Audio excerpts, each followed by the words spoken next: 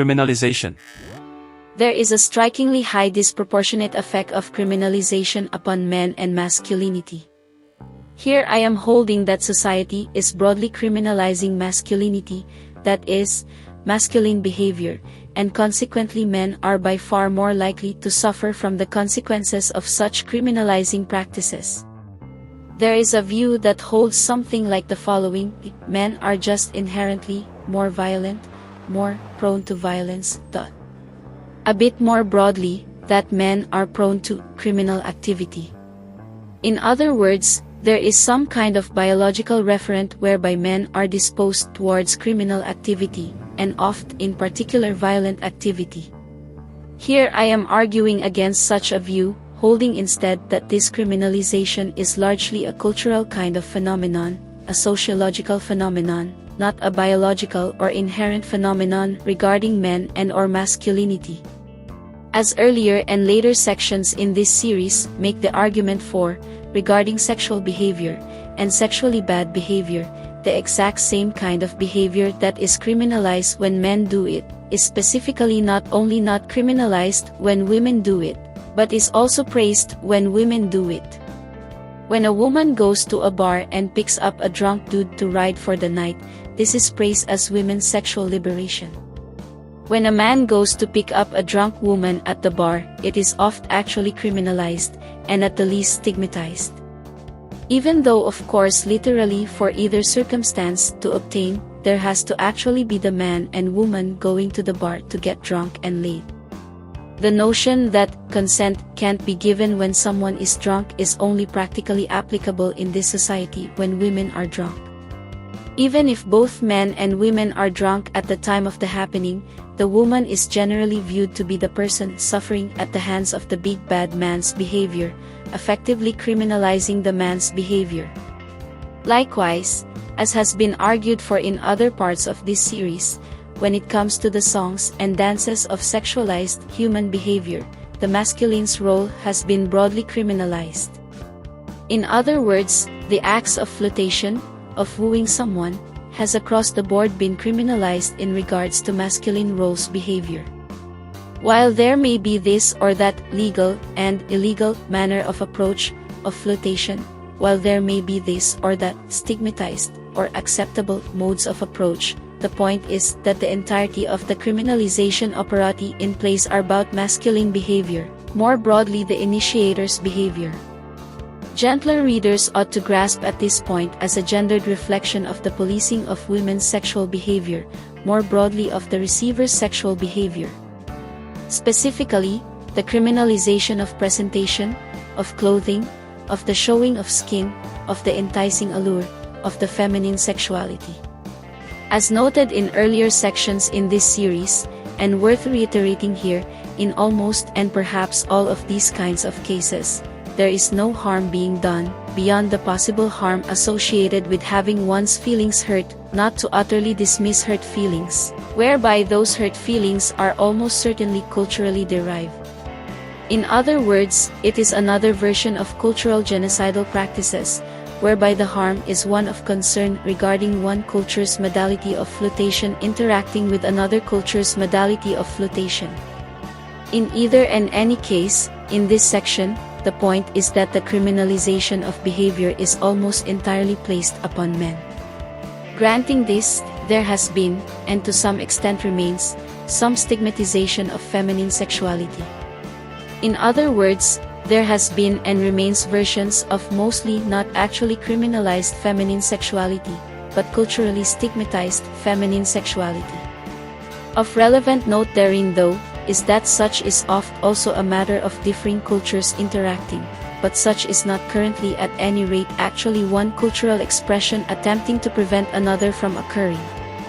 In other words, to be a bit crude about it, while there are sexually conservative, even regressive cultural expressions regarding feminine sexuality in the current, they are by and large at any rate, not actually trying to stop women from expressing their feminine sexuality.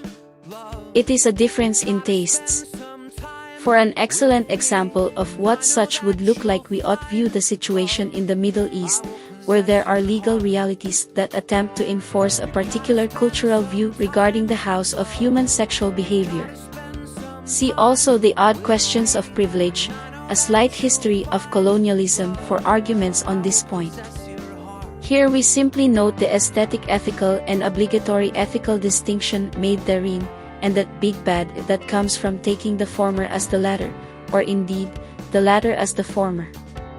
Here, in regards to sexualized criminalized activity, what is being held is that the masculine is being criminalized by taking a certain aesthetical ethical view regarding how sexualized behavior ought to be and applying it to the masculine as a legal reality, which is a big bad. In regards to rape, whereby this is not a merely aesthetical ethical consideration, that is, rape is an obligatory ethical concern, the issue is that feminine sexual rapey behavior is praised as if it were merely an aesthetical ethical kind of concern, or at most treated as blameworthy.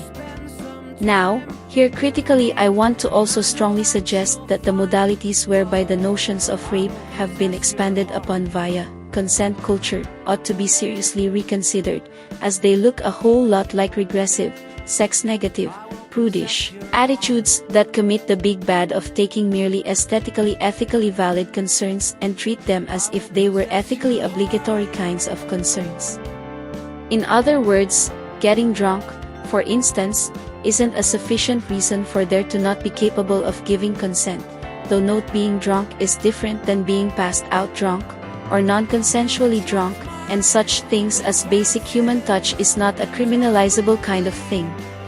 To criminalize these are big bads.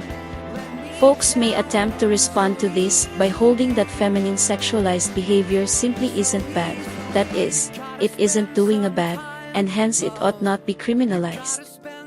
For instance, they might point to rules, laws, regulations, etc., that police women's clothing options to varying degrees of severity and seriousness, and say that these ought not be policed at all because there simply isn't anything bad about it one way or another, big or little bad. To which I mean, we likely on the same team tbh. It isn't as if I think that feminine sexualized behavior ought to be criminalized. I would say, however, and rather strongly so, that clothing choice is exactly the little goods and bads, the aesthetical ethical considerations. Did she dress well or poorly? That is a legitimate kind of thing. How seriously and with what levities we take such concerns is what is relevant there. Herein among the key takeaways from this section is that most of the issues the species is facing regarding gendered concerns are stemming from the criminalization of masculinity. The misapprehension of the basic distinction between aesthetical ethical concerns and ethically obligatory kinds of concerns.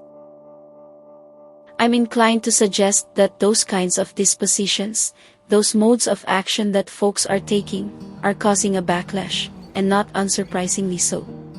I'd suggest that it may be the case that, for instance, the inclination of that backlash could be such things as, women ought to cover up, be modest, etc. In other words, because, for the cause of, the big bad of taking the aesthetical ethical as an ethical obligatory kind of concern as it relates to men, it may be the case that folks being so criminalized hold, not entirely unreasonably but I'd say not rightly either, that therefore they'll also take the aesthetical ethical feminine sexual expression as an ethical obligatory kind of concern. If, that is, there is a big bad regarding objectively harmless masculine sexual activities, then it follows reasonably, though ethically falsely, that the causes of those objectively harmless masculine sexual activities ought to also be treated as big bads. If sexualized touch is criminalizable behavior, it does actually follow that we ought be concerned about what causes that sexualized touch. Cover up, ladies. Which, to be clear here, is an expected outcome, and a reasonable outcome, to an entirely unreasonable position regarding masculine sexuality. To the sex positivists out there, when we criminalize sexuality we ought expect a sex-negative, regressive sort of viewpoint to come forth. One could view it as a kind of dynamic relationship that occurs between the genders, and as an origin point that can be avoided for those sorts of big bads. Beyond the issues associated with human sexual behavior, there are other kinds of criminal behavior. For instance, violent criminal behavior, whereby violent I mean physically hitting someone, not to suggest that rape or sexual assault isn't violent, but there is a distinction to be made here. The point is that when a woman is actually physically violent to someone else, especially when they are violent to men, there are simply no consequences most of the time. Partly this is due to a kind of biological difference. Men are generally physically stronger than women, though there is a lot of variation therein, and when it comes to pain tolerance, there are nuances there if people want to try and make them. However, mostly this is due to significant cultural dispositions, such as boys don't cry and women are weak and vulnerable, etc. In terms of DV, for instance, it is almost always the case that the violence is actually being done mutually, the man and woman, or man and man, or woman and woman, etc., are each being violent towards each other. However, basically only men's violent behavior is criminalized. To be clear, if DV is bad, it is bad regardless of gender, but basically only men are criminalized for it. This isn't because men are more violent or that men are more prone to commit DV, it is almost entirely because women are not treated as criminals for their behavior. Nothing more to it. Moreover, it isn't as if the violence women do doesn't hurt, nor for that matter as if the violence women do is limited to their tiny fists impotently pounding against his chest. Weapons, objects being thrown, kicks, attacks while sleeping, etc. These are all common kinds of things women do, and suffer no consequences for whatsoever. Even when they have the cops called on them. Even when it is taken to court. Men aren't even supposed to report such things, it's culturally taboo to do so. It means they're weak, can't handle their woman, and so on, and so on. The police in such instances almost always haul the dude away, and leave the lady alone. Women do violence, in short, with impunity. They are not trained, disciplined, etc., to not do violence. Men don't hit women as a matter of culture. Indeed, men are trained, disciplined, etc., to at least try to judiciously use their violence. Not to suggest that it always is effective, but at least there is actual effort made individually, and as a culture. Regardless, the point is that culturally women's violent behavior exists, isn't mitigated via culture, is off-praised in the culture, as in you go girl, and isn't criminalized. The notion that men are just more violent is flatly false. This doesn't even yet touch upon the more feminine forms of unethical behavior. Emotional abuse, manipulation, gossip, in short, mean girls kind of behavior. These kinds of behavior can be extremely harmful to people, but they are not physical violence. Nor however are these kinds of behavior generally criminalized, at least these days and in this culture. Gossip in particular has at times been criminalized. I am reminded of the meme of the woman with a cage around her head as punishment for gossiping. The point therein, again, isn't necessarily to advocate for the criminalization of those kinds of behavior, it is to point out that there are vast swaths of feminine behavior that is almost certainly unethical, plausibly of the obligatory kinds of unethical behavior, that are treated as if they were merely blameworthy kinds of behavior, or are even praised in this culture. One can, in other words, emotionally abuse someone and face basically no consequences, and indeed, plausibly gain social standing by doing so, and certainly face no criminal consequences, and yet the behavior is well known to be highly harmful to people individually and on a society level extremely destructive. Think the internets as gossip machines. We could criminalize that kind of behavior, in other words. Like, it isn't exactly an unreasonable sort of proposition, at least not on its face. Again, I am not particularly advocating for doing so. The point is that it is the kind of behavior that could reasonably be criminalized, and that it is specifically a kind of feminine unethical behavior, with the argument here being that it is a social choice to criminalize masculine behavior and not criminalize feminine behavior. Men are not more violent, they are not more prone to crime. The society has simply chosen to criminalize masculine behavior and not criminalize feminine behavior. Moreover, in the current society is stigmatizing masculine behavior that it can't criminalize, while it is actively praising abhorrent feminine behavior. On this point, a final aspect of the criminalization of masculine behavior comes from the gendered construct whereby men are pushed to the front to take the brunt. If, in other words, there are issues within a given community, familial form, etc., it is generally the men who are placed in harm's way. If something needs to be stolen, it is generally the men that are tasked with doing the stealing. If someone needs a killing, it is generally men that are tasked with doing the killing. In terms of moneyed concerns, whereby much of the legal operati revolves around moneyed concerns, it has tended to be the men who do the moneyed kinds of activities. Hence, no surprise, insofar as we are talking about criminalized behavior, moneyed concerns are neo-traditionally men's concerns, and it is exactly those kinds of behavior, masculine behavior, that is thereby criminalized. Whereas, and conversely, the neo-traditional feminine province of familial form is exactly not criminalized, the law's role within the familial form is generally minimized. It is tabooed to have something like the law interfere with the familial form. Though of course insofar as it does so almost entirely towards the expense and punishment of men, ostensibly towards the benefit and protection of women. In both of these cases, to be clear on the point, I am not advocating that either of these ought to be the province of one specific gender. The point, again, is to point out the criminalization of masculine behavior, and the lack of criminalization of feminine behavior. Much harm accrues from the familial forms, that is, much harm is done by women, within that traditional province of women, to people within the familial formal complex. Much of it is the kind of behavior that could be criminalized, it is the right sort of behavior to be criminalized. It is not merely aesthetical ethical concerns, but rather serious ethically obligatory kinds of concerns. Yet even within that arena, it is the masculine's behavior therein that is generally criminalized. When folks think of the familial form, and think of the bads that happen therein, the way the laws are structured and enforced, folks think bad man, not bad woman.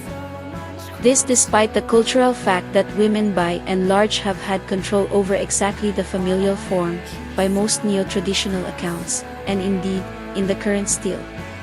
In regards to overt sexualized control, manipulation, and utilization of sexuality in general to actively harm other people, women's modes of doing these things is not only not criminalized, but is actively praised. Women are lauded for their bravery for advocating the active harming of men through their sexuality. Here I mean such things as utilization of feminine sexuality to bilk money from men, to simp men to them, to treat men as walking wallets and so forth.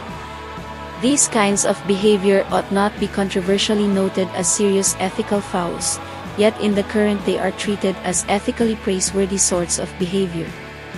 Indeed, so much so that the criminalization of participants in those kinds of activities has been shifted to men. Men, that is, face the brunt of the horrors of criminalized actions taken against participants in that sort of abhorrent behavior. It isn't the poor prostitute, it's the nasty pimp or the terrible John that is the problem. It isn't the women doing those actions that is the problem, it is the men around them that are the real problem. And it isn't the women simping men, treating them like trash, emotionally manipulating them, destroying their lives that is the problem. It is exactly those men who are so weak and pathetic to fall for it that are the real problem. Again, such isn't even here at any rate to necessarily say that in point of fact the women and women's sexual behavior ought to be criminalized. it is to point out and repeatedly say that men's behavior is criminalized whereas women's behavior is not, even when women's behavior is clearly of the sort that could be criminalized. Indeed, even when men doing the exact same kind of behavior are in point of fact criminalized. Men bilking money from poor vulnerable older women is actually considered a criminal offense and a serious cultural taboo. Women doing that to men though? You go girl, am I right ladies? Culturalization.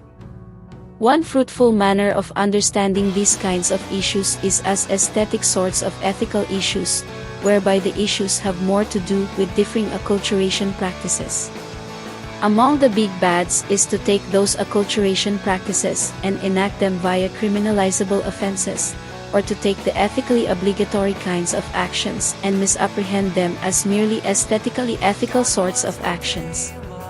Here the notion is that the species actually has a great variety of cultures currently, each of which have rather differing views regarding especially the aesthetical ethical types of concerns.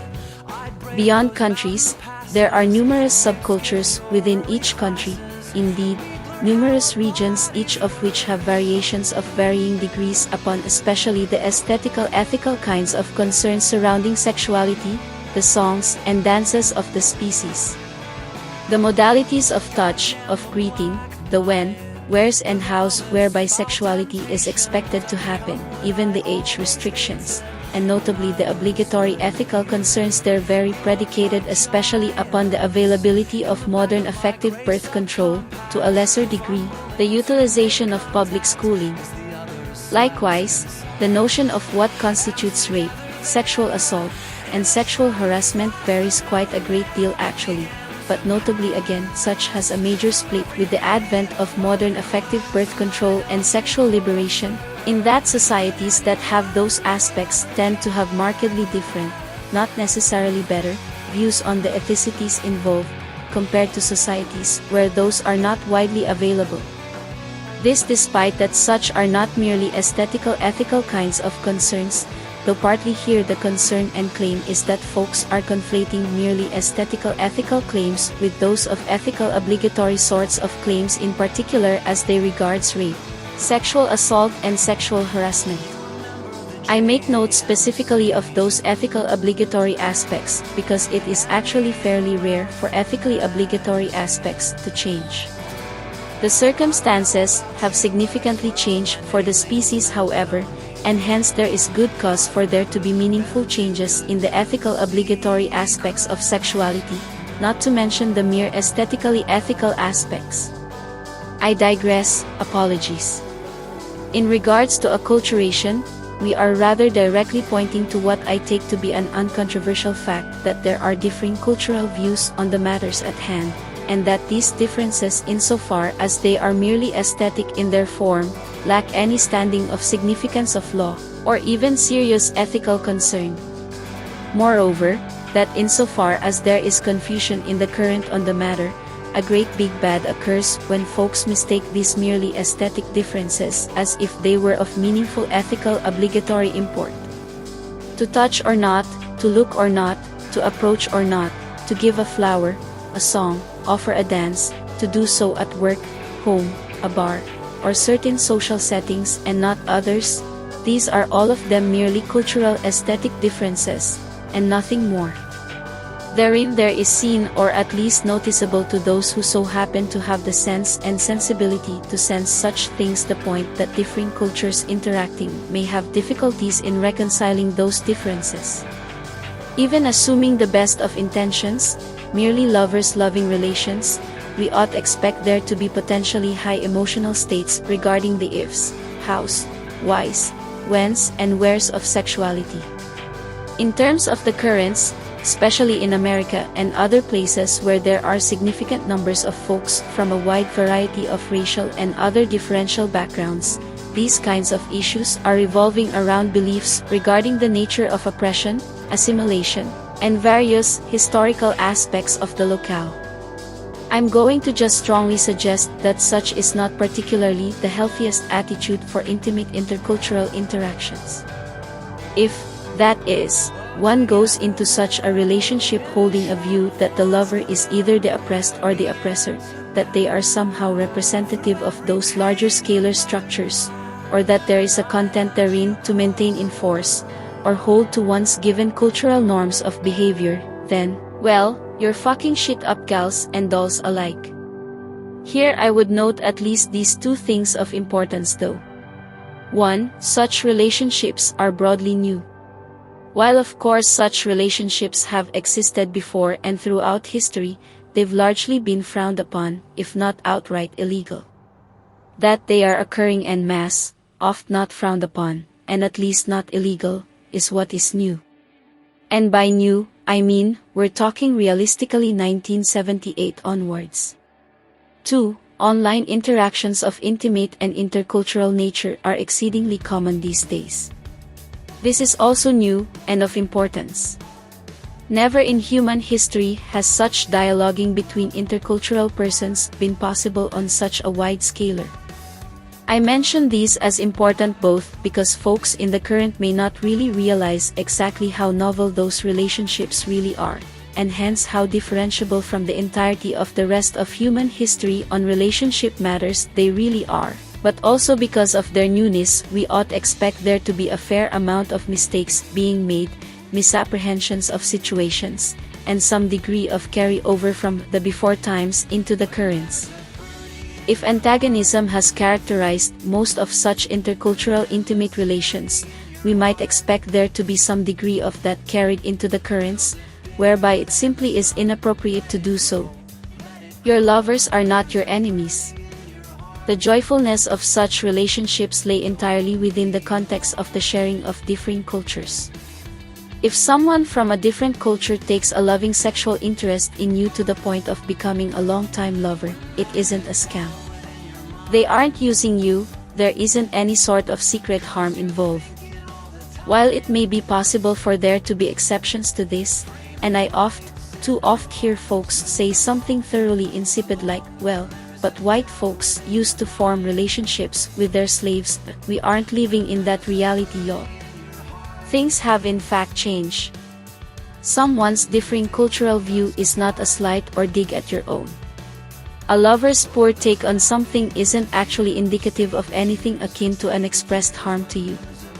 This can get into fairly tricksy territory, as there are also instances whereby some cultural takes are in point of fact harmful to specific groups of people. Here I am going to make an assumption that I don't think is unfounded. Folks in the current and going forwards are less racist and bigoted than before. Folks growing up in the reality of the internets and within the reality of an actual multicultural society each are in virtue of that tending to be significantly less racist and bigoted. The point being that in the currents and going forwards, chances are pretty good that folks entering into long-term loving sexual relationships with each other are not themselves particularly racist or bigoted. They may or may not have hot takes on some shit, but the point is that their intentions are generally not going to be of the sort that the lovers ought to be concerned about. Moreover, this is going to tend to increase going forwards.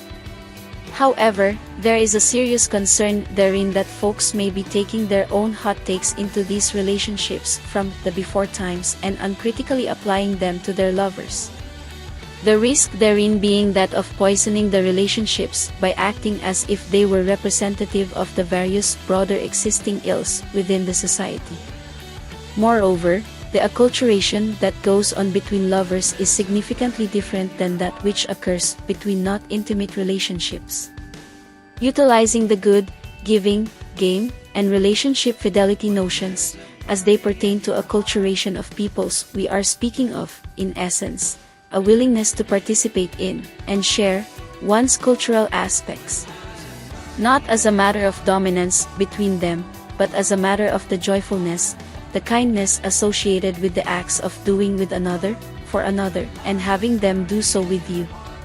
To not be of this mindset is quite possibly to not be of the sort to meaningfully participate within an intimate intercultural relationship. That is, to not have that kind of mindset about it, is to technically be more of the mindset of dominance over another.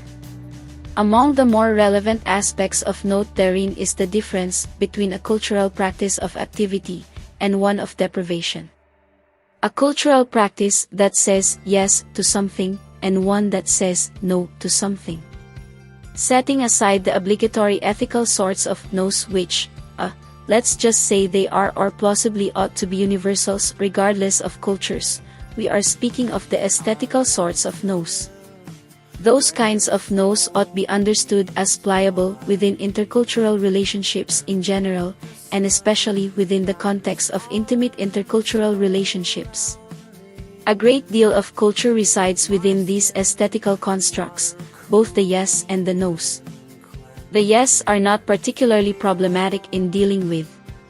To have a cultural practice that gives an affirmation to do such and such, for instance, to hold a festival on thus and such a day, simply entails that the lovers participate in those kinds of things together. Regardless of if there is, shall we say, belief in the underpinning reasoning and rationale for them. 2. Pay lip service to the whole thing, not as a matter of disrespect, but exactly as a matter of respect. Respect for one's lovers, their cultural practices, and the maintenance of the diversities therein. If in the process of the doing, such rubs off on the one or the other, no harm no foul. The harm and the foul in these aesthetical matters being about misapprehending them as obligatory sorts of concerns. The good that stems from these kinds of things is exactly the capacity to adapt, change, and develop novel yes via the rubbing offs upon one, the other, and another. Course, this all has to be mutually done to be meaningfully effective and ethically valid in its form. The no's are more difficult, not least because folks tend to mistake the no's as obligatory when they are most oft actually merely aesthetically relevant. They, in other words, take them way too seriously. But they're particularly difficult in that they may entail a running up against one's lover's yes. In principle, this is actually easy enough to resolve. Aesthetically pertinent no's do not stand up in the hurricanes of the aesthetical yes. The disposition to not, on this or that, doesn't amount to a significant enough will in the face of love's devotions to the yes of one's lovers. In practice, this can be actually quite simple. The levity of trying, the levity of doing, the levities associated with the holy loves of actions all suggest that there is something simply finely put about the yes.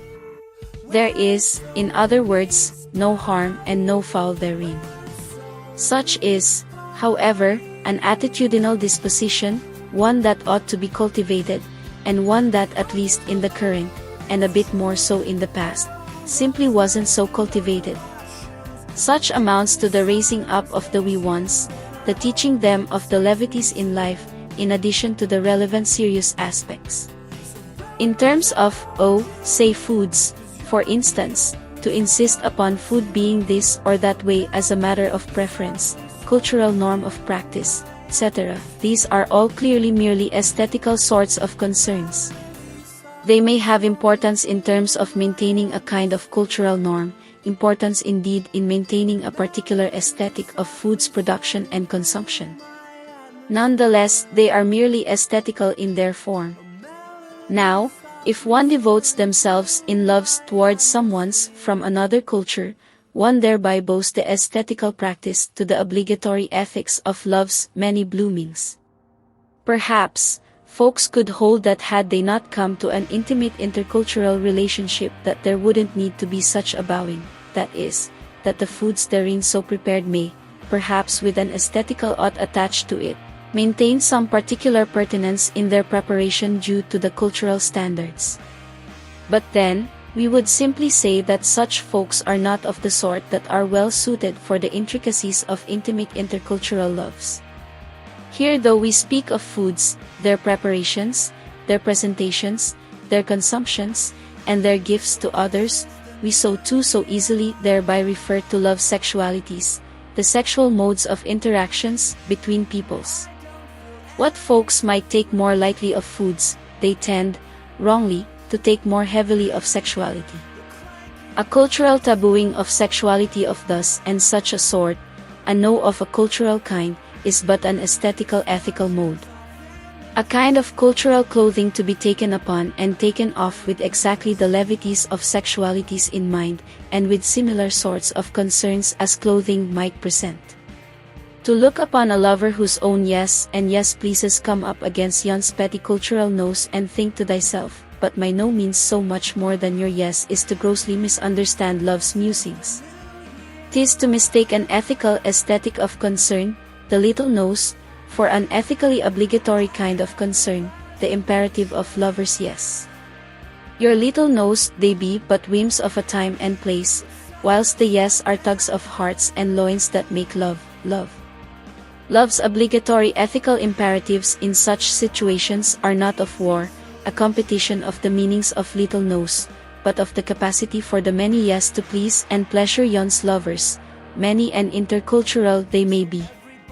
If such poetical prose be too much to ye, if such be seen as if hiding the point rather than revealing it, well, firstly learn to read poetry, dears. But secondly, the point here is that there are in fact differing cultural norms of sexual interactions that are primarily about aesthetical ethical concerns.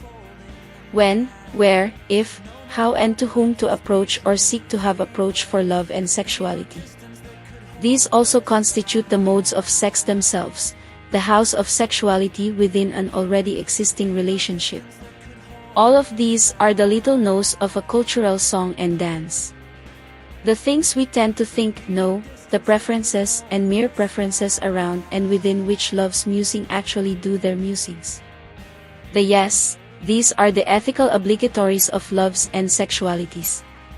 To have as a yes is something that is of necessity about some sexual and love's mode of being at all. Their obligatory status overrides the merely aesthetical status of the little no's. Within this, understand there still exists the no means no, the right to refuse, such constitute the ethical obligatory sorts of no's. But in terms of, say, a sexualized touch, and mode of sexualized greeting, approach, or means of seductive appeal, these are all of them predicated upon but the little no's. To say, approach me like thus, is to implicitly say little no's to all other modes of approach. To say, seduce me like thus, is to implicitly say little no's to all other modes of seduction. All of those are but cultural aesthetic ethical concerns, at best, most, merely praiseworthy or blameworthy, not criminalizable kinds of things. They deserve at most a shocked look, a look of indignation, and likely a second look of sexual allure at someone so brazen as to transgress such silly aesthetical taboos as those. Were they not, after all is said and done, in no small part intended to provide a means of such sexual allure? They being of merely aesthetical ethical valuation, after all. After all, not such an invaluable thing, provided that one doesn't take them overly seriously. Criminal culturalization. I want to here strongly suggest that there is a basic gender dynamic at play whereby men's behavior is broadly criminalized, both sexual behavior and non-sexual behavior. There are a fair amount of interlinking argumentation to the point that has largely already been made either in this series, or the Odd Questions of Privilege, a slight history of colonialism series, but I will briefly reiterate the main points. Irrational fear of the stranger. While this certainly needn't be limited to women, there is a particular flavor of this that is of serious note which stems from women. Namely, as regards to sexual violence. We might ought view such as a pathological problem on the part of women, whereby they have a tendency towards irrationally being fearful of men in general, or as a subset of a particular group. Fear of the group translating to fear of the individual. This, in other words, is an origin of racism and bigotry, the fear of being sexual with someone a woman doesn't want to be sexual with. Not to suggest that all such concerns are inherently irrational, but the point here is that such a fearful disposition easily lends itself to irrationality. That scary black man has been the attitudinal disposition of many a woman that has ended in the lynching of many a black man. Those barbaric natives, look how they treat their women, has been a rallying cry in many a locale throughout history for the rampant destruction of a whole people, men to the front of the line. Here I am making the claim that the criminalization of masculine sexual behavior is a derivative of this exact same phenomenon. To be blunt and consistent with the rest of the series, a sexualized touch to the thigh is an objectively not criminalizable sort of thing in almost all circumstances. That it is criminalized is but another instance of the same sorts of phenomenon that led to lynchings of black men for sexual crimes they didn't commit, and the elimination of whole civilizations for their brutish and wicked ways of sexuality. In a word, it is Puritanism. The dynamic is fairly simple too. A woman, or a group of women, feel slighted and or fearful, justifiably or not. Perhaps one or more of them have had an undesirable sexual experience to whatever degree of horror, be that the trivial aesthetical ethical concern, gasp how dare you touch my thigh in such a way, to the monstrousness of gang rapes which are of an ethical obligatory kind of concern. Perhaps they have not had anything at all happen to them, but they are merely fearful of the possibility. They outgroup men either as a broad category, or as a specific subset, by race, class, gender, sexuality, religion, culture, ethnicity, tribal affiliation, belief structure, political party, family line, etc. Hardly matters exactly what the categorization is. What is important is that there is some categorization. Even vague categorizations like the bad men, which really just means the men that I don't like what they do, which again, could be over ethical obligatory sorts of concerns, or merely aesthetical ethical sorts of concerns. The target of these kinds of concerns are towards the men folk. As noted earlier in this piece and elsewhere in this series, there are serious disparities in how criminalized sexual conduct is applied between the sexes. Such ought be understood as evidence and indicative of the tendency to target men with these kinds of concerns. Now, it isn't women that then go and deal with these bad hombres the women folks have pointed out. Traditionally it is men, and in the currents it is typically various legal structures, or even militaries, each of which are at least technically not exclusively staffed by men. But critically note that historically those are exactly the kinds of institutions that would be, if not exclusively staffed by men, nominally run by them. In other words, historically we can understand those aspects as some degree of extension of this gendered sexual dynamic, the in-grouped good men going after the out-grouped bad men, if not at the outright behest of the women folk, at least with some non-trivial degree of impetus and directive being thusly applied by them. Thus we have a situation wherein men are blamed for a bad, and men are tasked with also handling said bad. Of that handling of said bad itself being a bad, especially when the concern was over something of merely aesthetical ethical value, which oft enough it actually is. But even in instances of it being of an obligatory ethical sort, the handling of it is generally quite violent, historically speaking, and in some sense still is when we consider being sent to prison doing a violence against someone. Again, even if such is justifiable. Here the point is to note that there is a gender dynamic at play where women play a key role that is far too oft overlooked, and men's behavior is thereby criminalized oft over nothing of serious note or worth. There are two main thrusts here. The one is the criminalization of normal human sexual behavior on the part of men. The sexualized touch on the thigh is simply not a justifiably criminalizable sort of behavior even if it is unwanted. The second is a bit more broad, that of the doing of criminalized activities of any sort whatsoever. This aspect is related to the sexualized one directly and indirectly.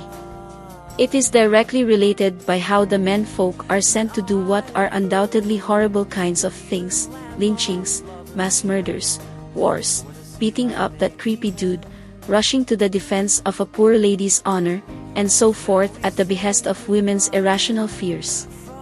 Such doesn't absolve the women folk from the practices, but their behaviors that instigate them are simply not criminalized. It is indirectly related as the men folk are thereby gendered to do the tasks that need be done. These are so broad as to be somewhat difficult to define, but they revolve around the supposition of the vulnerable woman, the weak woman, the woman who needs a man. By the feigning of such vulnerability and weakness, the woman is able to task the man to do things. The readiness and willingness whereby women folk are wanting to ask for help, the way they valorize the asking for help, is a strongly related kind of phenomenon. Not that asking for help ought not be a virtue either. The point here is that if there is a bad thing that ought be done, the women folk tend towards having the men folk go do that bad thing. If there is a something that needs be stolen, that is a task for the men folk to do. Be that as a matter of necessity, like stealing bread, or greed, like stealing millions. Those doing the required actions are criminalizable, whilst the weak and vulnerable to whom they are ostensibly doing them for are not. Such can and oft does in point of fact entail grown women manipulating, pestering, and pushing their men to exactly do those kinds of things, again, either directly or indirectly. Pressuring them to succeed, castigating them when they fail, as a broad example of indirectly participating in such activities. Note that if a man did such a thing, pressuring a woman to succeed, castigating them if they fail to such an extent that they end up doing criminal kinds of behavior, such would be called manipulation, abuse, a horror placed upon the poor, weak and vulnerable women folk. To which other women would call that out and then have their men go after them like the brutes and blackies they are. Importantly, there isn't any particular reason why society ought be focusing on the men folk, such is merely a kind of gender dynamic. At most, such focus on criminalization can only ever affect the symptoms of the underpinning gender dynamic that is driving that kind of behavior. The gender dynamic therein is simple and at least technically and theoretically easy enough to break. The roles are well defined, and simply not following them is really all it takes. It is unclear to what extent doing so would ultimately affect the criminalization of men and masculinity. But I'd say that in regards to the criminalization of men's sexuality, such can be rather directly affected, as in, simply stop doing it. Recognize it for what it is, and stop it. A sexualized touch on the thigh is simply not a criminalizable kind of behavior. Stop doing cultural genocide by criminalizing sexualized touch.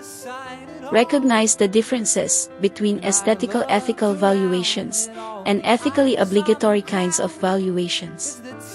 As it relates to such things as wars, genocides, theft, murders, fights, etc., while I do not doubt that these kinds of direct and indirect gender causes are real, it is also likely the case that there are other elements that also contribute to them.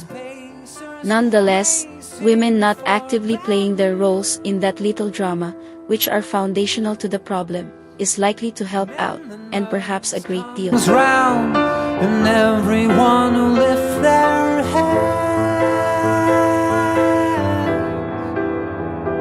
But I'm thinking of what Sarah said.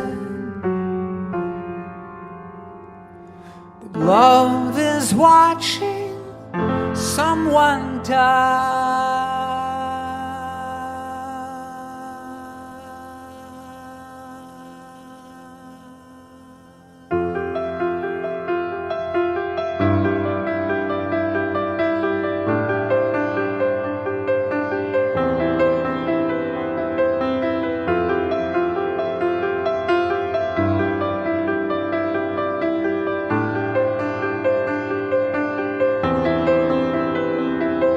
So